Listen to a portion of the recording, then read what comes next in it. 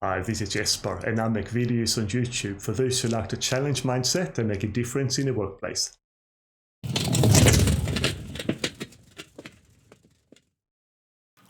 I like capability models because I find them one of the most useful tools to create business value from technology. And creating business value from technology has long been a problem, exacerbated through COVID and an increasingly remote workforce. I have made videos in the past that highlights the difficulties in aligning business and technology strategy and how to use capability modeling to bridge the gap. I put links in the video description. In previous videos, I started with business capabilities and showed how to connect them to technology strategy. But to develop an enterprise capability model takes time, requires a lot of cross-functional collaboration and often a lot of persuasion.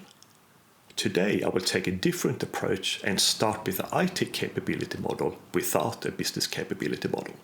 From the perspective of my previous videos, it might sound like a contradiction, as I've advocated a top-down approach to capability modeling. So how is it possible to create an IT capability model without a business capability model?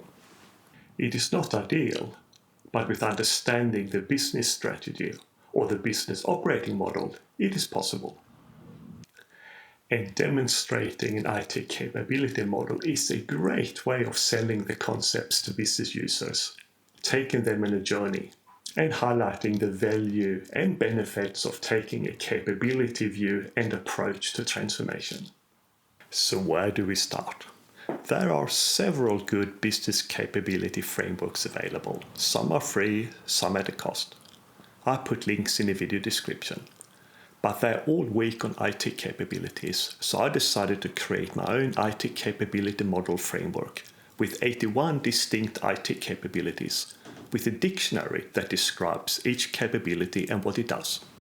I put links in the video description, both to the PDFs and the source files. The framework was developed in Archimate, an open source enterprise architecture modeling tool. I encourage you to use my framework and tailor it to your needs, but please give me credit for my work. Let's start with unpacking the template and the logic behind it. I like to start by using a value stream to model top-level operational capabilities and then adding supporting capabilities. It is also the approach I followed in previous videos. There are no hard and fast rules about developing value streams or capability models. My approach is one approach of many, and I encourage you to find your own approach based on your organization, culture, and industry. Strategy is a good start to a value stream as it describes the intention for the future. And because a capability model describes what an organization does or needs to do versus how it does it, capabilities are described using nouns, so strategy typically becomes strategy management. Below the value stream, the next level capabilities are modeled. In my framework, these are technology strategy development, technology strategy execution, and technology strategy governance. Business capability should be messy, that is, mutually exclusive and collectively exhaustive. In summary, it means there must be no overlap between capabilities and no capabilities must be missing. In this case, we have defined a capability for strategy development, a capability for its execution, and a governing capability to ensure it is executed correctly. I have made a video on the MESSE framework and put a link in the video description. If information technology management is a top-level capability, it is referred to as level 0. Strategy management becomes a level 1 capability, and the next level capabilities become level 2 capabilities. The next value stream is architecture management, which describes how an organization defines, connects, and manages its technology assets, building blocks, and artifacts. Concept management describes new concepts or ideas that require a technology solution. It is typically the starting point of the system's development lifecycle. Requirements management describes how the scope is defined and how requirements are defined and managed. PMO management, where PMO stands for Project Management Office, describes how scope, projects, programs, and portfolios are managed. Delivery management describes the capabilities needed to build and implement solutions. Information management describes how data and information is managed and governed. The final operational capability is operations management, which defines how technology solutions are managed once they are implemented. This concludes the IT operational capabilities. There are also supporting capabilities which support operational capabilities.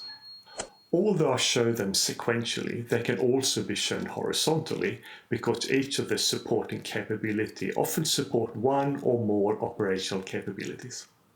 Relationship management capabilities describe how IT employees, contractors, internal and external stakeholders, and vendors are managed. Risk management describes how different types of risk are managed and mitigated. The final supporting capability is commercial management, which describes how contracts, budgets, assets, and depreciation are managed. And this is how the framework looks like with all capabilities put together. You may look at this and think that some capabilities are in the wrong place. For example, why doesn't disaster recovery management sit under operations management? And why are scope definition and scope management two separate capabilities? The answer is, it depends. This is where you tailor the framework to suit your needs. It could mean collapsing and removing an entire value stream, or move capabilities around, or adding new capabilities specific to your organization. My framework is a starting point, not the end solution. Once the framework is tailored, we can do a current state assessment. I use a modified version of the Business Architecture Guild capability assessment framework, which uses a 5-step color grading scale where black or blue is used for non-existing capabilities. Red is used for ad hoc and very problematic capabilities. Orange is used for capabilities that are documented and repeatable, but are problematic or not optimized. Yellow means the capability is partly optimized, managed, and automated. Green means the capability is fully optimized and automated. We will use the framework to develop an IT capability model for the fictitious Mental Health Association, an organization with a relatively immature IT department. Ideally, a business capability model with required capability uplifts is used to assess IT capabilities, for which IT capability uplifts are identified. But if we don't have a business capability model, we can look towards a business strategy or a target operating model. I am currently working on a video that explains how to develop a target operating model and how to use it in transformation. So for now, we will use a simplified target operating model by focusing on process, people, technology. The Mental Health Association, MHA, has decided to transform their member services capabilities and adopt a new service operating model supported by a remote workforce.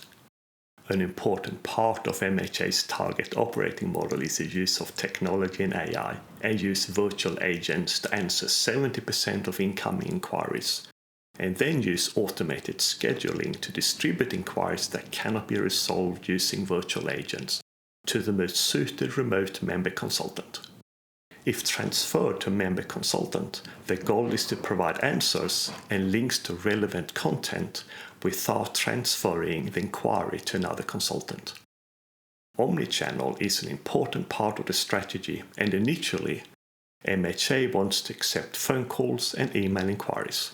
The platform of choice is Salesforce. The MHA IT department has a history of delivering projects late and over budget, and the CEO wants to understand what changes need to be made in the IT department to ensure successful project delivery and ongoing project support. The intention is to develop business requirements internally, and using an external vendor to develop the solution and then maintain the solution internally.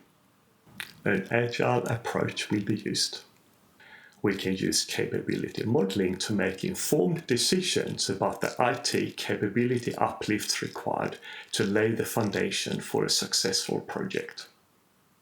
The first step is to identify what IT capabilities are required to support the target operating model.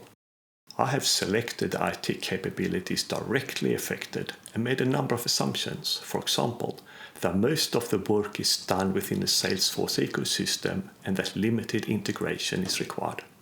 Many capabilities are affected, and it would be beyond the ability of most organizations to target and uplift them all.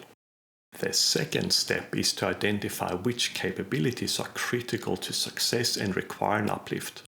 Several factors need to be considered, such as capabilities of individuals, past project outcomes and reason for outcomes, and the state and quality of the delivery framework. The third step is to prioritize and sequence the capability uplifts into a roadmap and align it to the project plan. For example, some capability uplifts need to be in place before the project starts, whereas other uplifts can take place during the project. Together, the project stages and capability uplift stages form an integrated program plan. I hope this video has given you ideas on how to use an IT capability model to increase project success. Please share any questions, insights, or feedback in the comment section. And if you like this video, please hit the like button and subscribe to my channel. Thank you for watching.